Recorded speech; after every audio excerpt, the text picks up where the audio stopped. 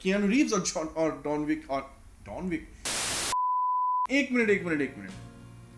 अगर आप John Wick 4 की मूवी रिव्यू देखने आए हैं तो सबसे पहले मैं आपको बता दूं कि सबसे पहले आप जाएं सिनेमा हॉल और मूवी देख कर आएं, क्योंकि इस रिव्यू में स्पॉयलर्स हैं। ठीक है, तो मैं 1 से 3 तक गिनूंगा, आप वीडियो बंद कर दीजिएगा। और अगर आप चाहते हैं कि आपको स्पॉयलर्स मैं दे दूं आपकी मूवी देखने से पहले, तब तो अलग बात है। सो 1 2 3।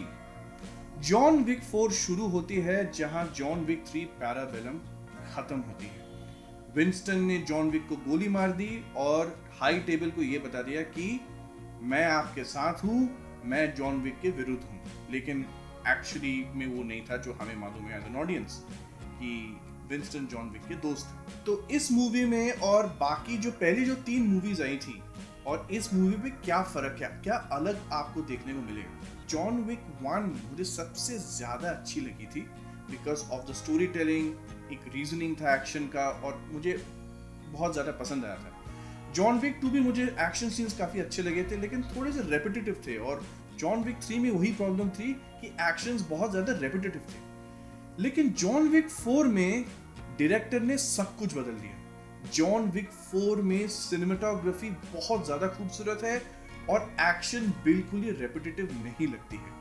अगर आप कियानू रीव्स के फैन हैं जैसे कि मैं हूं तो आप जॉन विक 4 जरूर देख कर आएं। अगर आपको एक गुड एक्शन पैक्ड मूवी देखनी है, मतलब in terms of cinematography, in terms of a certain direction in the film, तब मैं आपको ये मूवी जरूर रेकमेंड करूंगा। ये एक पॉपकॉर्न फ्लिक है, आपको मजा आएगा। और कुछ चीजें मुझे बड़ी अच्छी लगी इस मूवी की कि कहीं भी मतलब कोई भी बोरिंग मोमेंट नहीं है। कुछ जैसे कि मैंने पहले बताया कि रेपिटेटिव एक्शन नहीं है, कोई भी बोरिंग मोमेंट नहीं है।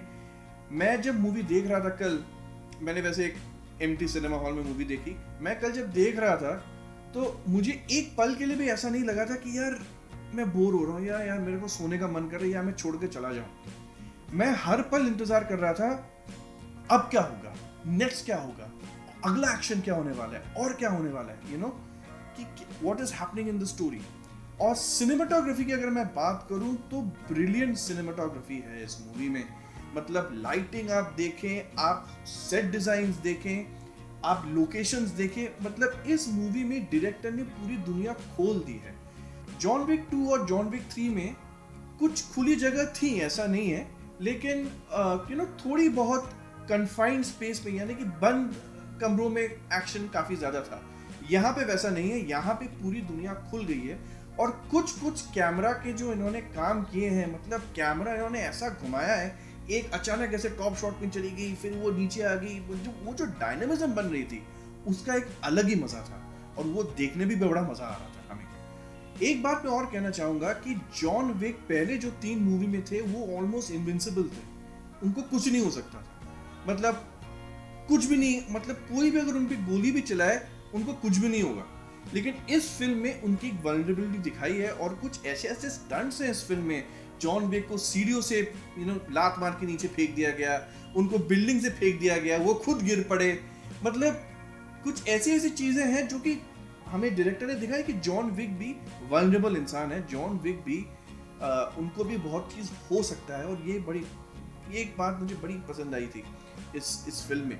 अब करते हैं एक्टिंग की बात। एक्टिंग में खैर कियानू रीव्स हमारे एक्शन स्टार है, जॉन विक वही हैं, तो खैर उन्होंने तो बहुत ही बढ़िया डिलीवरी दी है। विंस्टन का जिन्होंने किरदार किया बहुत ही अच्छी डिलीवरी दी है। एक्टिंग की अगर हम बात करें, बिल स्कार्सगार्ड जो कि हैं हमारे इट, जी हाँ, अगर आपने इट वो हॉरर फिल्म देखी तो बिल स्कार्सगार्ड का जरूर जानते हैं, वो इस फिल्म के जोकर हमारे क्लाउन वही थे इट में।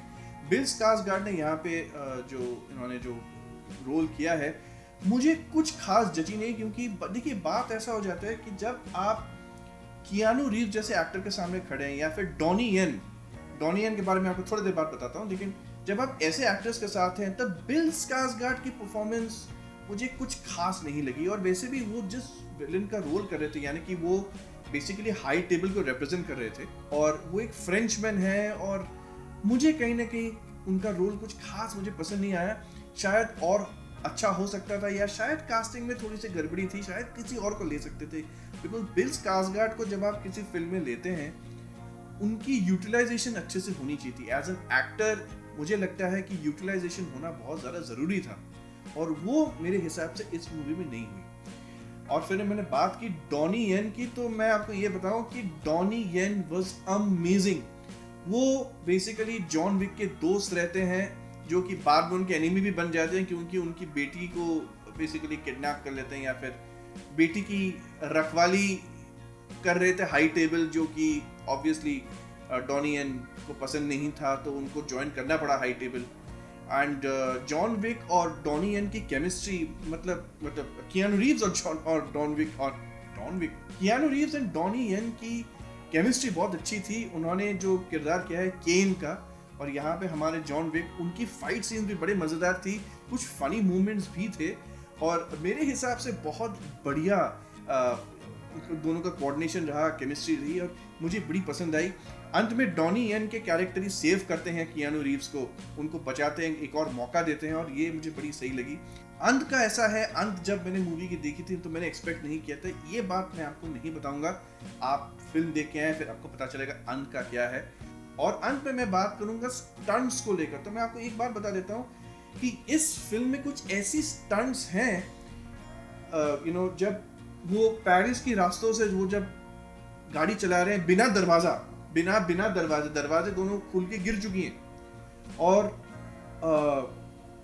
उन पे गोलियां चला रहे हैं लोग, एंड गाड़ी को वो स्किड कर रहे हैं, घुमा रहे हैं, and he shooting, it is amazing. और ऊपर से जैसे मैंने आपको पहले बताया कि जो कैमरा वर्क जो है वो बहुत ही बढ़िया थी। एक और स्टार के बारे में मैं जरूर बात करूंगा, वो है द ट्रैकर।